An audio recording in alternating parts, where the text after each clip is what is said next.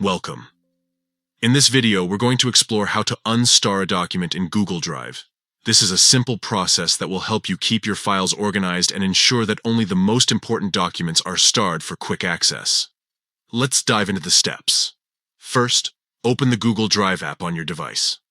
Once you're in, you'll see all your files and folders displayed. The next step is to find the document you want to unstar.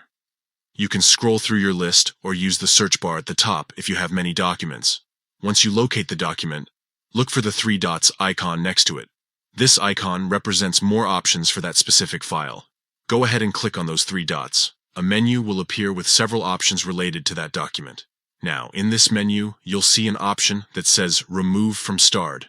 Click on this option. By doing so, the document will be removed from your starred list. This means it will no longer be easily accessible in your starred section, helping you manage your starred items more efficiently. And that's it.